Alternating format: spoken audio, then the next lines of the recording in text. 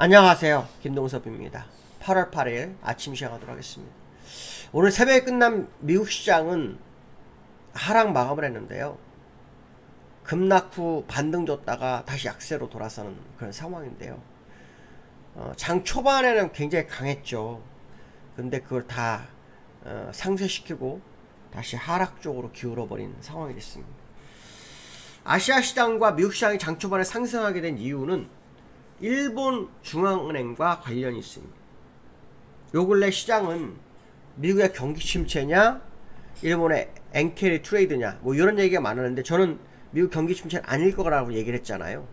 그리고 엔캐리 트레이드 쪽에 무게를 좀 실는 게 맞다. 왜냐면 엔화가 160일에서 144일까지 밀고 그때 엄청 밀려서 아마 그 영향이 아니겠느냐라는 제가 언급을 해줬었는데요. 시장에서는 이제 이거를 엔캐리 트레이드 쪽으로 포인트를 맞춰가고 있습니다. 그러니까 미국은 경기 침체가 과장이 됐다. 제가 실업률이 4.1에서 4.3이 된 게 침체라고 그러면 10% 갔을 때는 뭐냐라는 얘기를 했었죠. 결국 과장이 됐다라고 좀 해석을 하는 것 같고요. 지금 일본에서 엔캐리 트레이드가 전세 시장을 다 흔들었다, 이런 식으로 시장을 해석합니다. 그래서 어저께 BOJ, 그러니까 일본 중앙은행의 부총재인 우치다 시니치라는 사람이 있습니다. 그가 어저께 비둘기 발언을 했죠. 그로 인해서 아시아 시장도 오르고 미국도 장초반에 상승을 했던 상황인데요. 어저께 무슨 얘기를 했냐면 금융자본시장이 불안정한 상황에서는 금리 인상하지 않을 거다, 이 얘기를 한 겁니다. 무슨 말이냐면 지난번에 장이 좋아서 금리 인상을 했더니 시장이 폭락했잖아요. 그래서 지금은 시장이 부담되니까 이제 더 이상 안 할 거라 얘기입니다. 일단 지켜보겠다. 무슨 말이냐면 시장이 다시 좋아지기를 기다리겠다, 뭐 그런 얘기겠죠. 시장에서는 아직도 이 엔캐리 트레이드 될 금액으로 5천억 달러에서 1조 달러 정도가 있을 거다라는 얘기를 하고 있습니다. 만약에 그게 더 한 번 있다면 시장 한 번 더 충격이 있겠죠. 그래서 어쨌든 그 정도의 금액이 시장에 있을 수 있겠다라는 게 현재 시장의 모습이고요. 미국 시장이 장 초반에 상승했다 하락한 이유는 손절매 물량, 그러니까 주가가 많이 빠졌잖아요.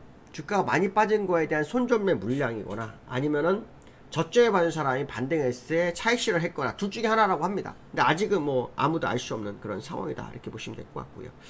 미국 시장이 진짜 어저께 갑자기 빠지게 된 이유는 이거였습니다. 미 재무부가 420억 달러의 규모의 10년 국채 금리를 입찰을 했는데요. 수요가 없었답니다. 그러니까 약화, 수요가 되게 작았다고 합니다. 그로 인해서 시장 심리가 안 좋아졌고 그게 미국 시장을 막판에 밀어낸 이유다, 이렇게 봅니다. 근데 이렇게 어려운 과정에서도 국채 발행을 하는 게 미국이 좀 이상한 거죠. 그렇죠? 시장이 좀 올라온 다음에 해도 늦지 않죠.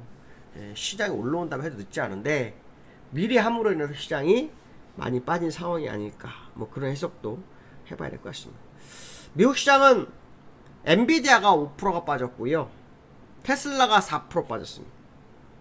또 서버 제조업체인 슈퍼마이크로컴퓨터가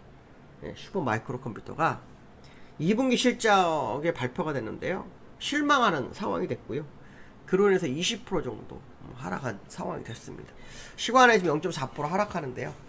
오늘 또 우리나라 밑끌림 안개입니다. 월요일도 밑끌림 안개라서 블랙먼데이였는데 오늘은 또 어떨지 한번 지켜봐야 되겠습니다. 왜냐하면 시간외에서 급등했던 모습이 있었기 때문에 그 부분이 국내 시장에 영향을 줬죠.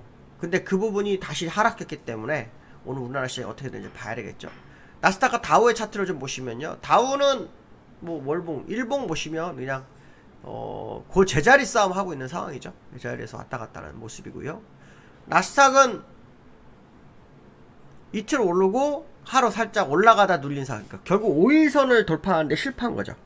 5일선 돌파에 실패하면서 좀 밀린 그 흐름이 있고요. 환율은 그냥 똑같습니다. 1375원. 1375원에 그대로 멈춰 있습니다. 어저께 저가 1376원에 끝났는데요.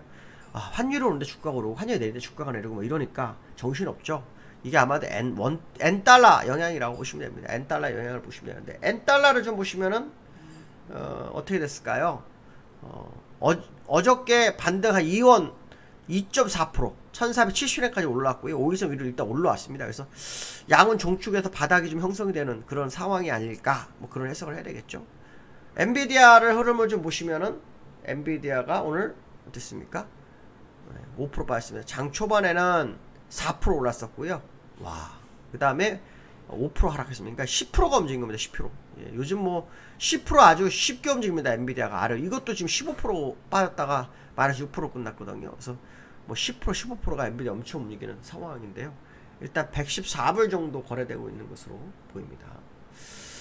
그 다음에 테슬라도 4% 빠졌습니다. 테슬라도 4%. 예, 테슬라 4% 정도 빠졌고요.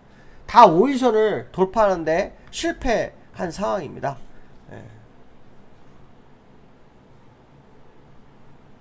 슈퍼 마이크로 컴퓨터는 여기에 나오질 않네요. 어쨌든 전체적으로 안 좋은 상황. 기술적으로 여기서 이제 옆으로 기면서 올라와야 되거든. 근데 다 외봉으로 죽었습니다. 외봉으로. 얘도 테슬라도 외봉으로 죽었죠. 예, 그렇기 때문에 조금 더 지켜봐야 될 상황이 아닐까, 뭐 이런 해석을 해볼 수 있을 것 같고요. 삼성전자가 어저께 3% 올라면서 국내장 끌어올렸는데요. 삼성전자를 어저께 끌어올린 이슈는 로이터 통신에서 삼성전자 HBM3가 통과했다.